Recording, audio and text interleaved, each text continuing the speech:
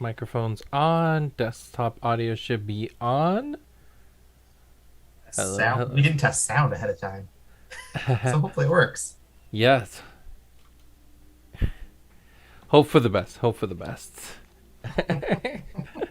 It should be fine. I think I got the system in place. I think I've got a good handle on things. The only thing is my face is being covered by all this like championship news here. But that's more important. Sound is good. Thank you, Darren. Need JC to talk. But JC's sound should be coming in the same as Alex's. So as long as we can hear Alex. So. Yeah. Yep. Welcome to the... I was going to say something welcome to the jungle, but no, welcome to the arena. Yes, Darren, you're first. It's good. They're competing for it. We're getting people to actually help us. We got the chat up. I think everything's set up. All right. So thank you everyone for coming back to Exploring the Libraries. We got JC with us. Hopefully we're gonna get more people for the live streams and more people watching the live streams, and everything's gonna be awesome. Hey James, nice to see you. You were just messaging me, so it looks like Steve-O's watching as well. So where do we want to start? Let's start with just getting some announcements out of the way. We want to put out the big post and get people excited about the championship. So I'm going to just throw up the early bird promo up onto the screen. So this year, for everyone who signs up to the championship before November 1st, we'll be getting the Canada Day Guardian of Balance promo, which did not get released this year because Canada had problems. How would you put it, JC? You're the one who was talking about this earlier. So, if anyone follows the news in up here in Canada, residential school system is not one of our highlights of our country, to be honest. And there's been a lot of discoveries with the residential school systems that were implemented somewhere between the late 1800s up to almost recently to the end of the 1995. The last one closed. Might have been 94. Someone can correct me if they wish, but what they're finding there is not great. I would suggest that anyone who hasn't read up take the time to read what's happened, but in solidarity with our Indigenous communities and that, it was put that we would not release this card as a celebration of Canada Day. It was something that would be put down the road as, I'll call a random promo at this point, would be the best way to put it. Yeah. We actually, I know we were hesitant about releasing it at all in a lot of ways. But at the end of the day, for me personally, it comes back to the environment is another reason to release it in some sort of form, because we printed on that paper already. It's already used. We could put it in for recycling, but at the end of the day, that paper got used and there's already a paper shortage. So we should make the most of these promos that we have. So in some way, I want people to own this card. So I think having it as an early bird promo, having it as a way for the community to get a hand on it, that's my perspective on it. What do you think, Alex? No, I agree. I understand why we didn't put it out, and might as well use it where we can. Yeah. I liked it. I mentioned it in my vlog this morning, or one of my videos this morning, but many vlogs now. Yeah, I know. I do the vlog, I did the spotlight. That I didn't do today, the spotlight. And then I do a Patreon only video. And that one's a lot more relaxed, a lot less scripted. But during the vlog, I talked about it, where it's the alternate art. Damian actually did 2 artworks for Guardian of Balance, one with the light background where it's daytime, and then the other one at nighttime. So putting that onto a promo was it was a good feeling to finally use that artwork and not have his time wasted for that piece. It's fair. That's fair. So yeah, everyone who signs up before November 1st will be getting that promo. And then James was messaging me privately, but let's put it out there about, I made a point of anyone who gets a VIP ticket will get your promos mailed to you, even if you don't attend the championship. We look at it as you sponsored the event, getting the VIP ticket. You sponsored it. You're going to be getting some rewards out of it. Yeah, and that does include your t-shirt and your uncut sheet. So it'll be a bit of an interesting thing to ship out, but we'll be making that happen. I don't know what other stuff we're going to be getting for the VIPs. Maybe we need to limit it a little bit so we don't have to ship out so much stuff. No, I love the t-shirt. I'm really excited about that. I'm excited about a lot of things for the championship. But I don't want to spoil things yet. We still have a lot of time to spoil things. We got an entire schedule in place to spoil things. But something we were talking about before the stream was predictions for the event and the champions going in, and you both were leaning very heavily on Vishud. Yeah, Odara is gonna take yeah, Odara, right? Odara, number one champion. Everyone plays Odara, right? So looking at Malik and Idris, it's interesting that you both very quickly, instinctually, were like Malik and Idris and ignored Axon altogether. What is it about these champions do you think have the advantage? Is it Thymos? Is that the big pinnacle point? Is it just the champions are really awesome? I think it starts with their high hit points. I'm going to be as their starting point. So they are naturally strong against burst decks. So people who build high just damage outputs that don't rely on summons can just lose because they are not prepared to deal with those higher hit points. That's the baseline. Then from there, they both we all know Idris' second ability is very powerful.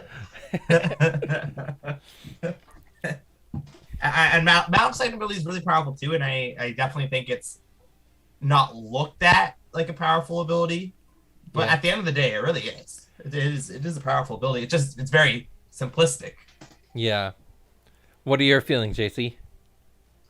I know as a very early and a long time playing Malik player, it's surprising how much the second ability can come into play when you're in the situation of toe-to-toe.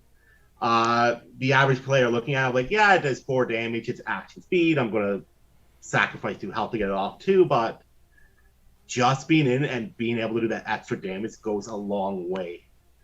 As for Malik himself, I just think the options in my Chaos build as well. Like, I'll bring a Puppet Control into a battle if it's going to stop an Angel. Because I know my Malik doesn't take on Angels very well. So I'll pack that there. And then just really well-timed Blitz abilities at that point. So what is it in there? Beyond the champion, the card pool, you talked about Puppet Control. Is there any other key things? I know everyone already has Brooke on their mind. We already know. Blitz. Brooke, Gelada Baboon? Where is the Carl to pronounce this thing? It's Gelato Baboon. Gelato Baboon. I don't even play that in my Malik, though, to be honest. What is your big cards in that deck? For Malik, it's Puppet Control, Baruch, and the surprise Anja Tiger, because there's nothing like getting to the last turn and just throwing one in there once you know where the board lies. Okay. Alex, what's on your side when it comes to playing Vishud? Brooke. That's all. No. So I'll go on the Idris view. Meteorite can just shut down decks. Yeah. And it's as simple as that.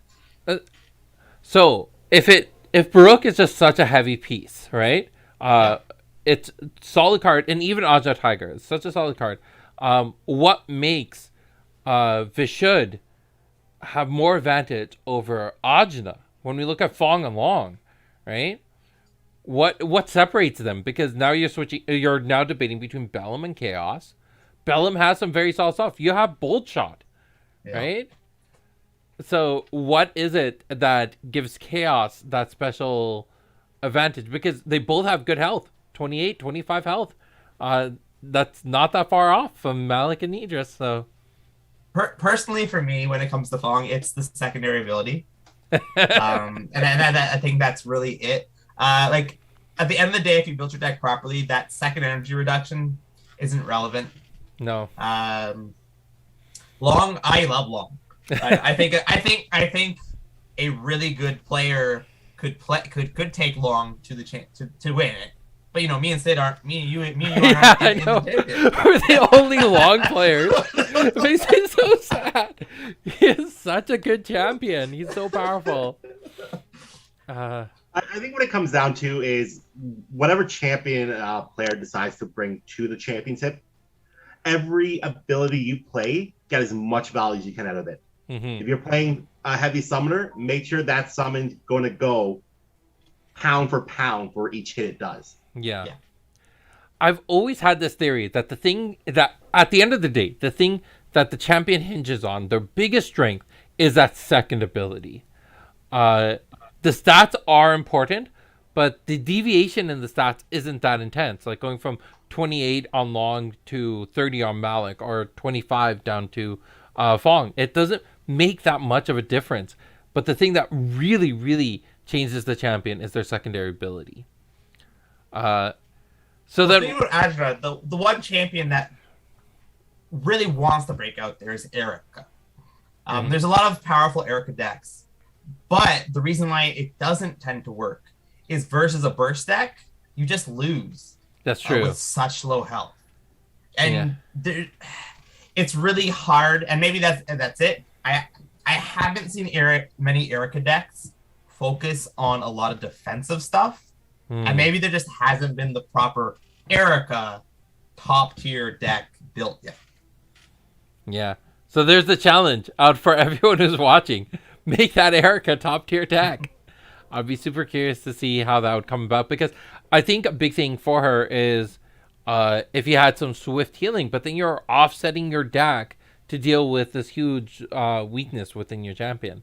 So I don't know. It's definitely I don't think I've actually done an Erica build yet. I've played with her, but I haven't sat down to think of what would be my ideal Erica deck. So I don't know. I don't know what's really missing from playing with her. All right. So okay. Sorry. What were you gonna say, JC? I was just gonna say I think with Erica, people just fall into the same trap that they do with Anubia. Or even a Kendra, when they first look at them, they look at the aura. And it's I got lots of aura to play with. Yeah. And aura isn't enough at the end of the day. So then, when you're looking at the top tier decks, what are the biggest threats that you think people should be preparing themselves for? Bolt shot. Tsunami's still going to be a thing, I think, out there with certain decks. Do you think anyone's going to come in with the Tsunami deck? I don't think that will be the focus. I think you're more likely to see hybrid decks on that side. I agree with the bolt shot is something to worry about, but I think that's just sort of the broad term that I've been saying is burst decks is the thing to see. I think it's the burst deck and the blitz decks. I think those are the two decks, and I personally believe that the blitz decks take out the burst decks. I'm going to say I know they take out the burst decks. That's as far as I'm going to say. OTKs? Chris is saying OTK? No. I don't expect to see actually any OTKs. I'm going to say that much. They're two glass cannon, and with us having forethoughts now as well, it'll be very quickly if someone comes up with an OTK, someone's going to switch up their forethought or with their forethoughts to counter it. So that one person who comes in with a solid OTK that can switch their forethoughts to do something completely left field, that person's going to just take the entire championship because no one's going to plan for it. All right, and angel decks. How many of those do you think is going to be on the scene? There will still be quite a few.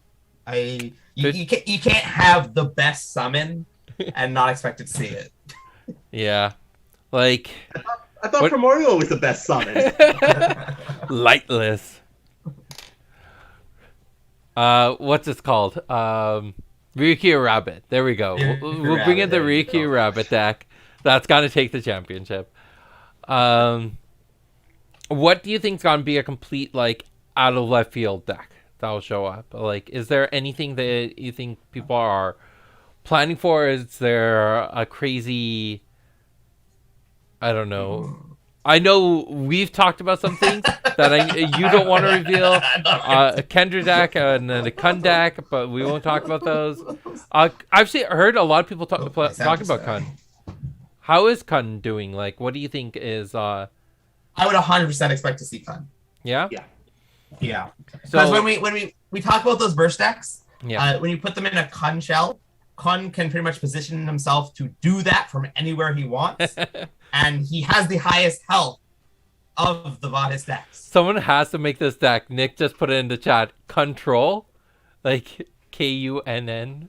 Nick, you're not. That's the deck that is. I love it. I love that. That's the Kun deck that I have not told many people about. Nick, that's secret information you shouldn't share.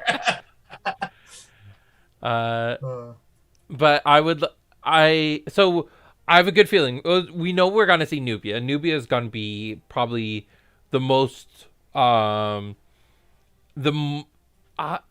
the most stake in the championship because a lot of people just play with her. It's an easy build and it does well. Raha, are we expecting to see Raha come back because of her winning in the pre-tournament? I'm not expecting to see Raha come back. You don't think Raha's going to be there? I don't expect it. What do you think, JC? You might have one person bringing in Raha. Yeah. I don't think that's all it took last time. Only one person played Raha. Only one person played Raha. The difference was though the matchups last time. Just what happened. Like what can happen with tournaments. Raha got very lucky on its matchups. Actually, so Stevo's matchups were OTK, Angel, the Tsunami deck, and I think a second OTK deck. Yeah. It was a lot of OTKs, and he really built it to be anti-OTK. Yeah. So it would be interesting to see if someone comes in with Raha. So Nubia, we're gonna see for sure. Kun, there's a really good chance. Idris, we'll see for sure. And I feel like we'll see a couple Erica decks. But I don't know about the other champions. Like, do you think there's a core build that I'm missing? I wouldn't expect to see core. I love core. I've tried so much to build with them. I've never gotten them over the hump. He's like, you can get them really good, but not to that next level. That's about it. Yeah. So I don't know. So is there any champion from Sahas that now has a position? Sahas is just maintaining that position of they cannot be competitive. I think Chorus is missing some key pieces, and hopefully as we go into our next few sets, we'll see a few key parts that he'll get, or a few key cards to settle him down. So yeah, Sahas is definitely on the very bottom list. Almost at the bottom, because Odara is right there. Yeah, the actual bottom champion. So going back to the whole statement about like secondary abilities, Odara's secondary ability seems like it would be super powerful. And I know we've talked about this, but like, is there literally no Odara build? I can work on one. Will do a really cool thing with Odara. Once, but then it didn't happen again the next time he played the deck. So I'm honestly, I don't think so. At the end of the day, is when you look at Odara, you usually can just go, oh wait, what if I just play Idris instead? and it generally works out. You have more health, more aura. It can do 2 damage, which is like spurring your summon to go hit them. Yeah. Steve-O mentions Kun AoE as a major threat. Yeah, Kun. I think it's just Kun and Tsunami. It's just such a powerful combination. Yes. Tsunami's always held a place as like a phenomenal card, but then just give the opportunity to move twice, and no restrictions of where you can go. You have flight. Yeah. Oh, Will's actually in the chat. Stampeding. I want to see the Fong Stompy deck. That would be awesome. I love to see that deck. I've been trying to convince Ian to come to the championship. He's like, I just haven't played in so long. I'm like, it doesn't matter. Just come. It's a free event. Anyways, gents, shall we move on to our next topic? All right. We're So getting carried away with this one. We never get carried away. Mm-hmm. One more thought, but I forgot it. So JC said it. Let's move on to the next topic. all right. So the other thing I wanted to talk about, so we've all been in the industry in different ways, be it like, you know, on the retail side as a player, like we've all been, well, the three of us have been part of this for a while. When you're looking at the industry as a whole, this is something I've been thinking about. What are some of the major changes that you've seen happen, good or bad? And I want to talk about like the good things that we've lost over the time that we should be looking back at and think about how to bring those back, or some of those not as great things that have persisted into the industry and our opinions on them. Like, are they really that bad? So let's start with broad spectrum. What do you think is the biggest change between playing collectible card games back in 95, 98, whenever, and now? The biggest change was there was a pandemic for several years. A couple of forever, the forever pandemic. A pandemic turned what was once, you know, well-enjoyed playable card games into a collector's, I don't know, a collector's haven you want to call it at some points, and a scalper's haven at the same time. So is that how do you see that? Like, do you see that as a negative thing in the industry, or is that kind of, where are the benefits that you see about that too? So the benefits is that, you know, if you're a collector, you're getting product. Yeah, it's a good, might be a good short-term investment for some people because of the popularity of games. In the long term, it's quite damaging. I made the comment many times before. I would not want to play, like I used to play Pokemon. I would hate to play Pokemon right now. You can't get product. It's so expensive to actually buy. It's got to be very difficult to even be competitive in that game at the moment. With just you can't get product. Yeah, I think the product shortage definitely changes things a lot. I remember, like, if you wanted to just buy a booster pack of whatever game you were playing, you could just go to your corner store and just find packs all the time. It was very easily accessible. That's definitely changed quite a bit. Alex, what are your perspectives on this? I agree. At the end of the day, that what JC said, included with the shortage, has made it really rough. So just makes it impossible to collect or to play. Whatever it is, there's it's just not the norm.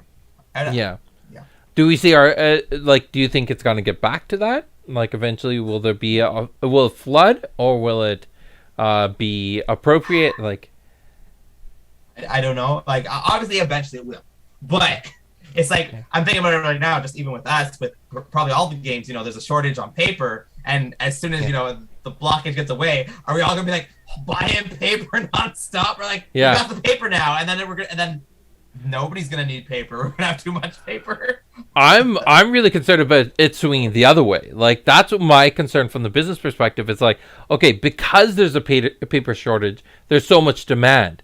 But once that paper shortage ends, the demand may disappear, but we're going to still be in that panic mode for a short period of time and over-order paper, and then all of a sudden there'd be too much product. All these companies would be carrying on all this debt from having all the product, and what challenges are those going to bring up?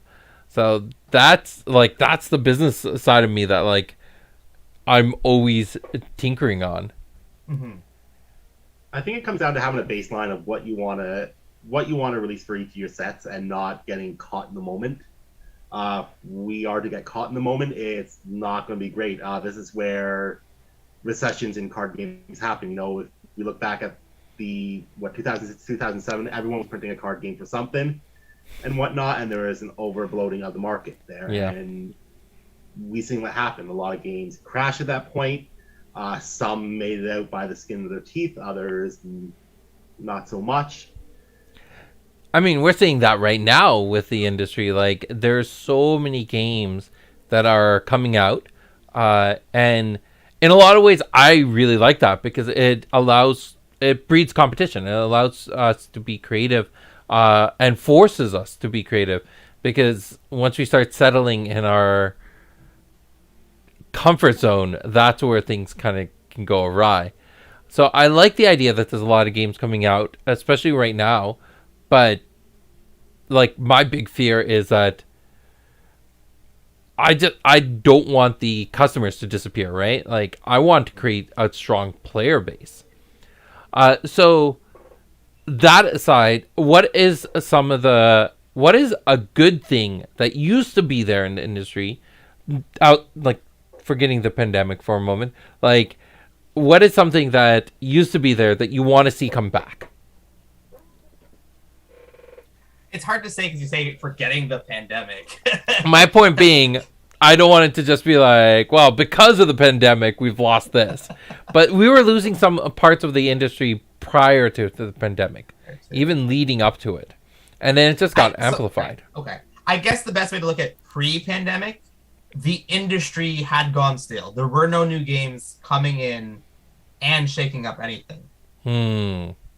Like, you could not start a new game and really get out there. That's very true.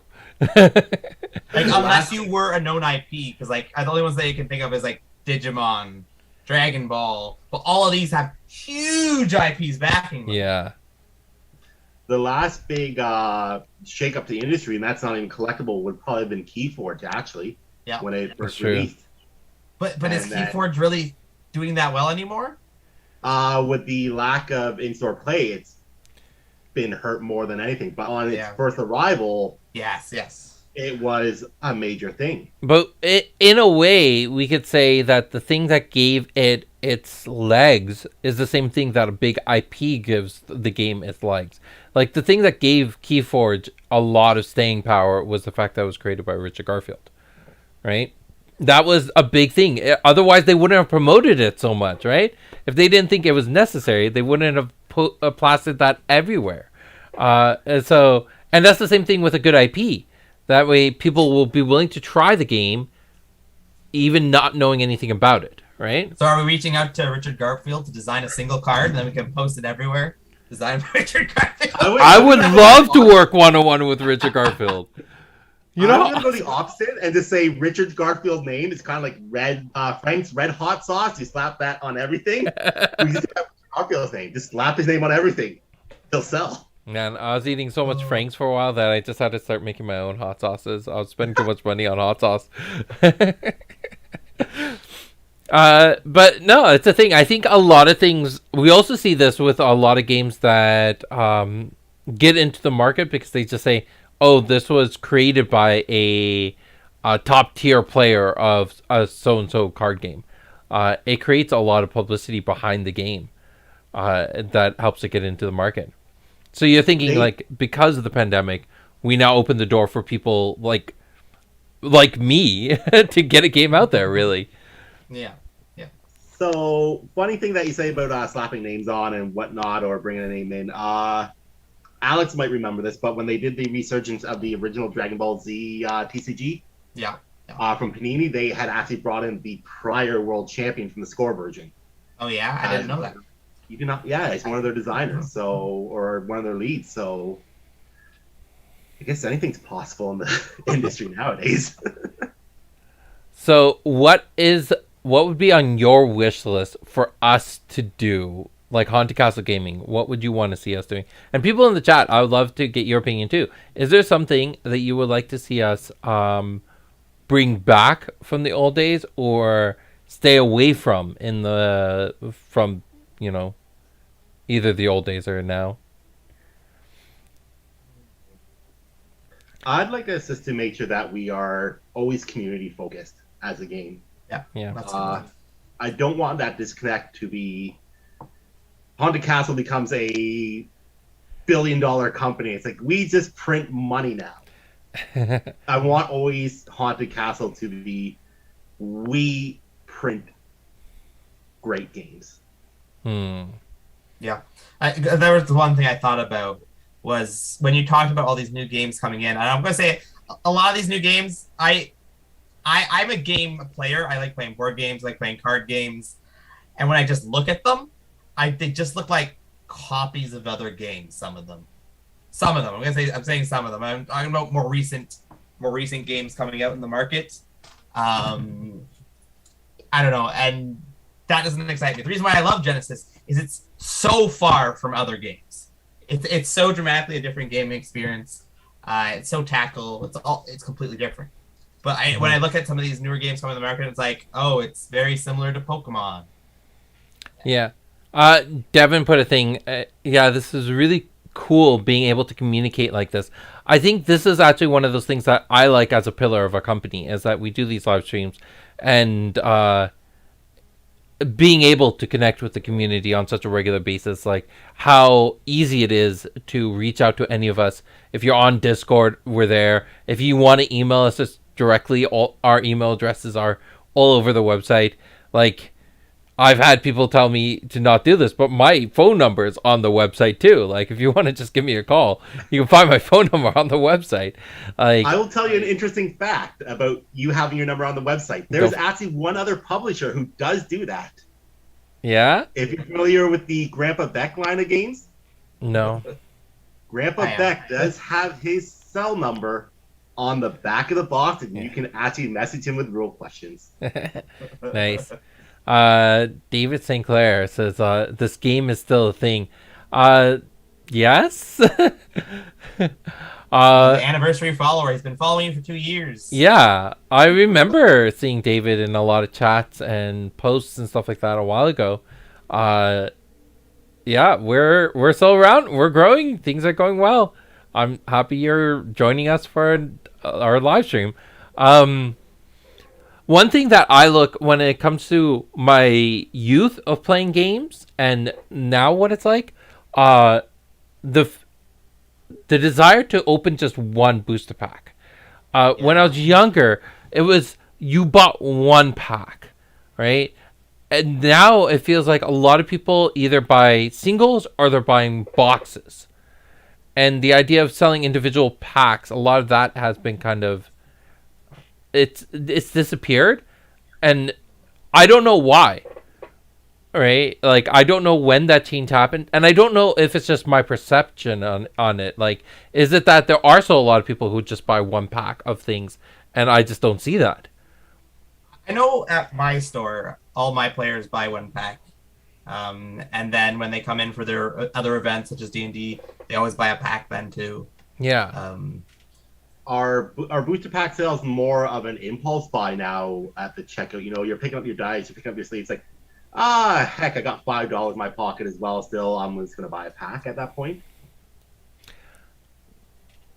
I don't know, but I like that idea. I like the idea of, like we mentioned that before, the dollar store, where you're there and you're hanging out with your friends, you go to get a Coke, and you're like, let me buy a pack of Magic or buy a pack of Genesis, right? Like, I like that idea, and I wish that was there more in the industry, but I think a lot of people, because there's also this fact that there are items in the game that are distributed on a box level. Like, you get one per box, right? Yeah. So it gives you there's a good statement from Adam here. From a player, his perspective, he's bought boxes because he worries that a single pack won't be competitive enough for him to get into the game. That's fair. And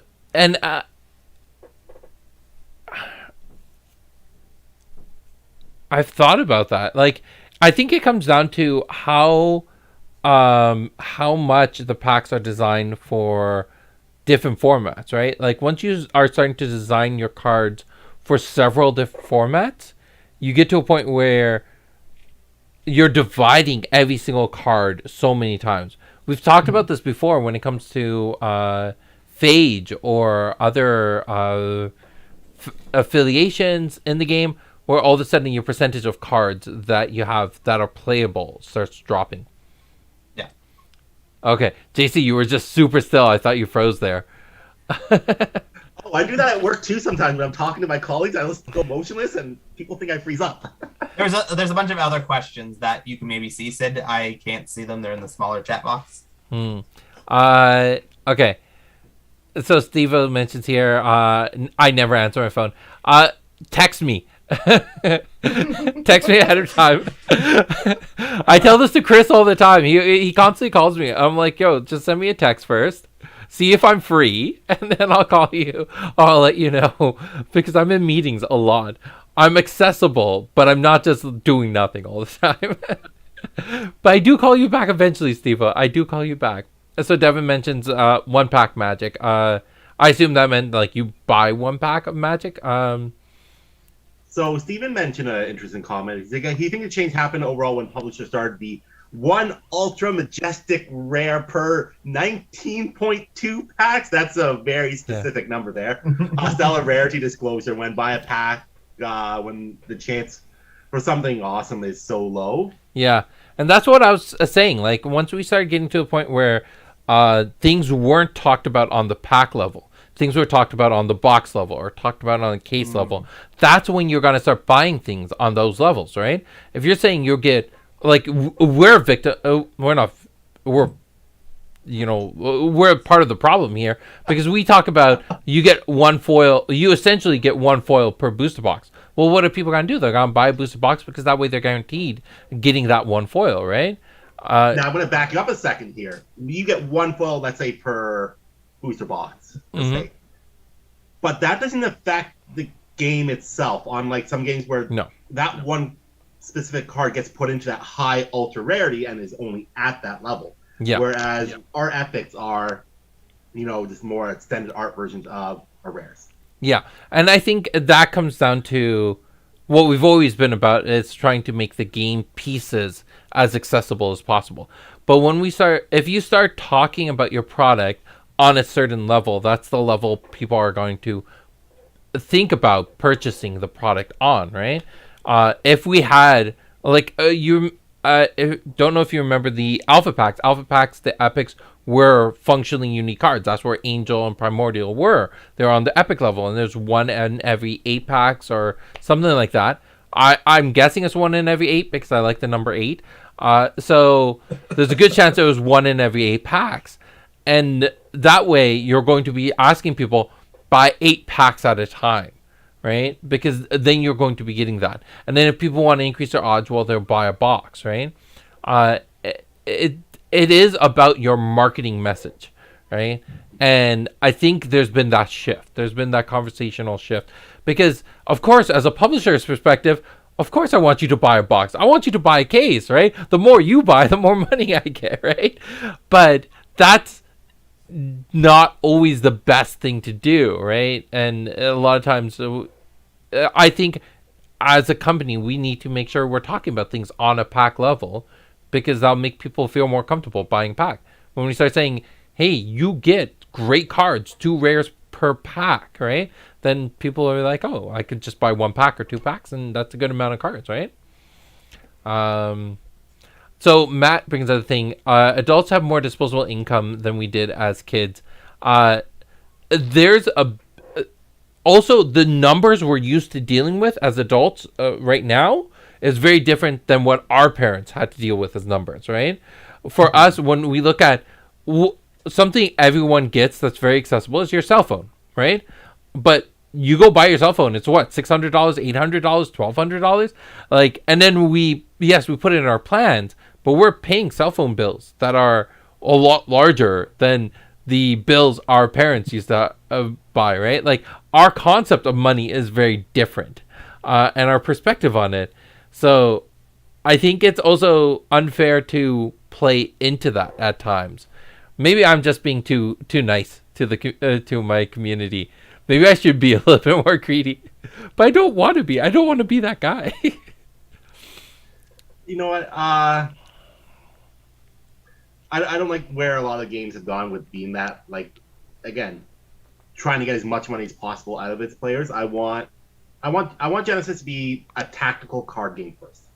Yeah. I don't want it to be, oh my gosh, we have this ultra rare, I don't know, bolt shot in one set. It's super foily, and I don't want that.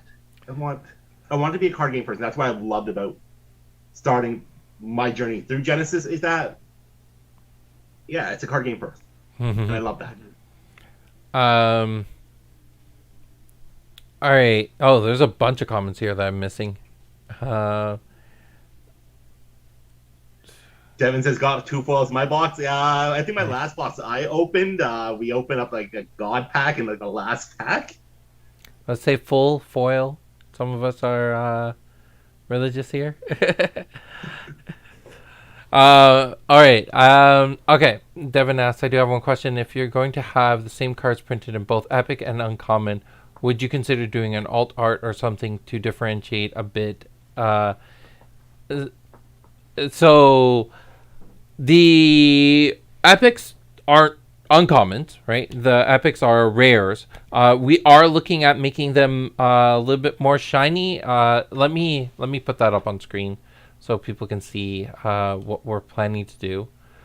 But we announced this, I think, in a town hall. Oh man, we should have a town hall coming up soon, don't we?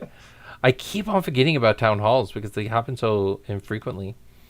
I like how you've been doing the uncommons as like promos as well. I think that's a great way to. Yeah, the Patreon promos. Yeah. So where? Hey, Gabe. Let's see. Where are they? Oh, I found some epics. So one thing we're looking at in the reprint is that the epics would be more like this. So the borderless. The art going straight to the edge. I guess it doesn't work very well with the black border, black background behind the card. But we are looking at a way to make the epics more interesting. What I like about epics is taking the cards, finding a way to make them special, but still giving you not so special that you wouldn't want to play with them. And that's the boundary I'm trying to walk on. I want a way for you to make your deck feel special, but not have the cards so... that's the thing. We talked about this before. I don't like how people don't play with the foils. I want people to play with the foils. And I think epics, people are more comfortable playing with epics than other things. So that is something I'm looking at, is making the epics a little bit different. And then it's also nice because in an epic you get 3 rares for your pack compared to just 2, and it makes it a little bit nicer. It makes it challenging when it comes to drafts or sealed to keep things balanced, but it's definitely good. Scratch and you sniff. Introduce scratch and sniff epics. It like smells like different parts of J-Lara. You could scratch and sniff your foils. I don't recommend it. All right. Another thing that I want to talk about, let's get into game design talking a little bit. So we talked about the industry, we talked about the championship. Let's talk about game design for the next 15 minutes. So the goal of games, a lot of times, well, every game, the goal is to make the player feel an experience, right? It's something you're trying to chase. And a lot of times it's there's a mechanical experience, like the tactical aspect or the strategy aspect, and then there's the emotional experience, the RPG aspect, feeling like you are the character or feeling like you are in the place.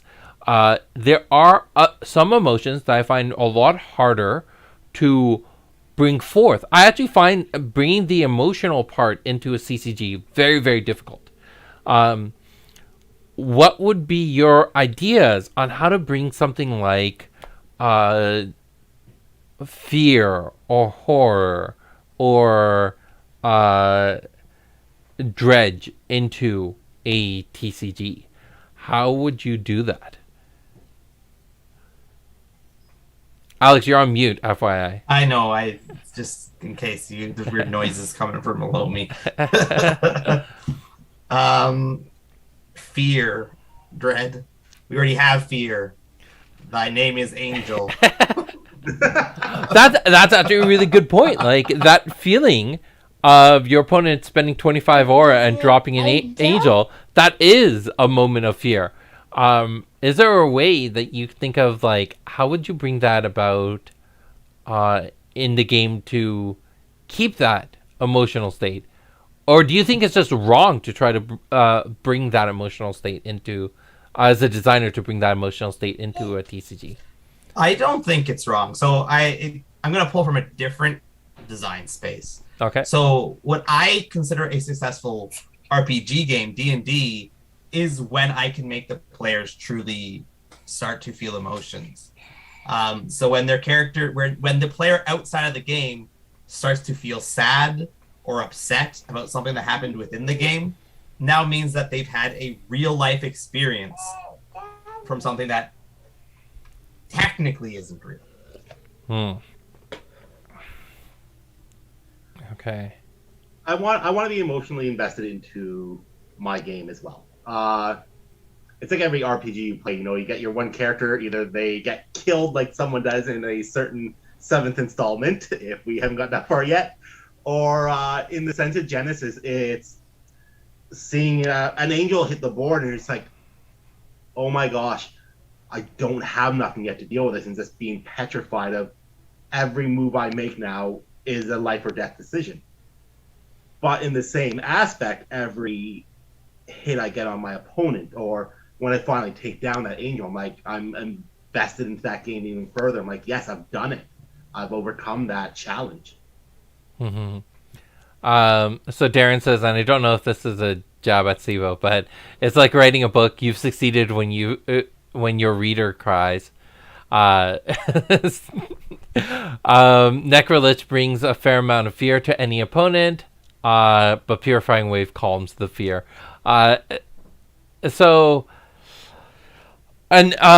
Sorry, there is a comment from Matt, and I want to get back to that. I just don't. I want to stay on this topic for a little bit longer. So I've been thinking about this idea of fear in games. The thing is, like, when I think of fear in, if I'm watching a horror movie or reading something that's really scary, part of it is it changes your perception of the reality around you. Like, you see something out of the corner of your eye, right? Or that eerie feeling that makes you not want to be by yourself, right? And I've been thinking for a long time how to bring that about a board game.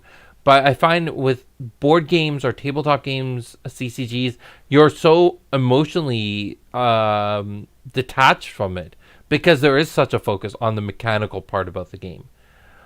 Is this maybe not a flaw with this game, or is it something more like, is this something that we shouldn't try to force in a different direction if the game doesn't want to go that way? Well, so it depends on what you're referring to. So when you said you were trying to make your own board game that used that, I don't think that's a bad way to look at it. If your game is trying to induce that, then that is perfectly fine. That is the intention. Should you be like, well, we're designing Genesis, it's a fighting game, we have to inspire dread and fear in every fight. No, not every fight needs that. No. Some fights will have that, but that's fair. So if Genesis is the focus on the combat, the arena style battle, should there be more of a focus on that life or death type of feeling? Absolutely. Every step I make, every rotation I make, every card I play should be, will this keep me alive for another round at the end of the day? Every decision I make should have an impact on the game. Do you think we do a good job on that? Absolutely. I think about round one. I'm going second. My opponent makes a move and they drop a summon. My first thing is, if I'm not in the position to take out that summon, where am I going to step to either create some distance or get the resource I need into hand? buy me some time. Yeah. I like that. I think I'm also reading some of the chats that are coming in, and it's like, yeah, I think for the most part the players also agree that there are a lot of good moments of that, and yeah, I think it's important for us to keep that in mind and push that a little bit more in game design. I think that's part of the reason why I'm so adamant about making things distance bounded. Because one, it enforces the tactical element. Two, it makes much more. You have to think about your decisions much more. You can't just do things recklessly. There is a lot more consequences to your actions. All right. So moving off of this topic, unless there's anything else you want to add to it. Oh, we're good. All right. Matt Genesis has a question that was. game. Pardon? Genesis is a scary game from round one. So Matt asked this question a little bit. Can I ask a deck building question for the veterans? Do you start usually with key summons or cards and then work from HE down, or how is the best way to start deck building? I'll go. Yeah. How do you do it? How do you do it? I was going to say there's different ways to build. So you can either build off of a card, you can build off of a champion, or you can build off of a general concept that will be both. So I know when I'm usually testing cards for our game, it's almost always exclusively from a specific card point. I'll put as many of that card in, and then I'll put a few cards that support that card, and I'll choose the champion that works best with that card. That same principle works with regular deck building just as much. But when you're building from a champion's perspective, you know your champions, you can see all their strengths, all their weaknesses, and then you're going to build your deck that supports the strengths, and you're going to build your deck to reduce the weaknesses it has. And then the overall concept is like, let's just say you were building, trying to think of a standard concept, a blitz deck. So you know your goal, it's not a specific creature, but most of your stuff is blitz. All the supporting cards do damage, they go fast. There's that general concept. Your goal is to damage the opponent as quickly as possible. All those cards follow that concept, that goal in mind. That's my answer. Yeah. JC? I want to go off with what we said earlier. Starting off sometimes looking at that second ability to see what caveat I'm going to get off that champion. And then what's the best way, because Aura is the most tied to I can't get back. The best cards I need to get every ounce of Aura usage out of that champion in the long run. I play Malik. I get 8 Aura to play with. Like, I'm dropping like 15 Aura creatures. It's like, I need value. Yeah. I'll talk about specifically 3 examples. So one was my Idris monster deck. It started around the concept of people being like, Primordial Force is just completely unplayable. So it's like, I'm going to build a deck where Primordial Force is very valuable. And that was, I started from that concept. So kind of what Alex was saying, but it's like, you start with the card, you build around it, you put as many that you're comfortable with, and then you find the cards that support that strategy, right? Normally, like with my long deck, it starts when I'm building a deck more generically. I know which champion I want to build for, and I percolate on it for a very long time. I think of so many different concepts, and eventually it hits me, and I always start with the top chi cards. I don't start with the middle. I always go, okay, these are the 8s. Which ones do I want to run? What are my 3s and 4s that are going to balance it? These are my 7s. Oh, how am I going to balance those? I always start with the top chi and then go down. And that hurts me because by the time I get to the 5s, I have the least amount of room for them. But a lot of times I overflood my deck. So I'll go up to an 80 or 90 card deck and start trimming down. I will run as many copies that I think is the right number of copies of that card, and then trim down to the until I get to the 50 card deck. But more recently, I've been working on a Fong deck, and it started off with a emotional concept. I had this image of Fong standing there with the giant scorpion backing her up and a Zambra dragon flying above her. And I was like, okay, how do I make this concept work? And it was a lot more about the storytelling of it. So that deck I'm still working on, and it's been doing fairly well in my testing, but I haven't played it against anyone, so I don't know how it's I know actually the end of doing. the story. Fang dies. Fang loses. To rain. I'm going to share that sentiment. That's a lot of aura for Fong to put into a Zanberg Dragon. Yeah, but it's been doing fairly well. And so we'll see how it does against real people. But every time it starts from a different approach. But when it comes to actually getting the cards in the deck, I always start with my top cheat cards and then work my way down. Yeah, and I have like a go-to 3s and 4s that I use. Steve says, building a timeline, I always look at how I want to win with it. Like, winning's important, yes. All right, we got 3 minutes left. Any last thoughts? There's a question for you. When you're trimming down, is it a ratio of cards, like you want more of card A than card B, or more balanced? So the 2 ways I trim, one is I look at all the cards on the spectrum of offensive, defensive, control, and techie. I break every card into these 4 categories. Offensive are the cards that are going to win you the game. Those that you need the majority of. Defensive are the things you can do independent of your opponent's actions to keep yourself alive. Control are things you do to your opponent to stop them from winning. And techie are everything else. It's the catch-all for everything else. And I categorize cards into those buckets and figure out how much I have of each. And then if I'm too defensive, I'll trim that down. The other place I trim is when I look at resource spend. So how much I put it into, how many cards are spending aura, how many cards are spending energy. If I'm too heavy in one, that's the one I'll trim down from. Are there card limits? They're not card limits. You can run... I mean, there is a card limit. You can't run more than 50 copies of a card. Yeah, any amount of cards. 250 is the chi limit. But yeah, other than that, you can play as many copies of cards as long as you're within that rule. The flavor behind that is... I don't know if I've ever explained to you guys the flavor behind that. I know you have to me. Yeah? Story time! So Okay, the go ahead, idea... Sid. A long time ago, the idea was, when designing Genesis, if you do it once, why can't you do it again? If I think of other games, and you're a mage, you threw a fireball at your opponent, how come you can't just throw another fireball at them? Why is there this arbitrary thing of like looking for that card in your timeline, your deck or something, getting it to your hand, and then throwing it at your opponent?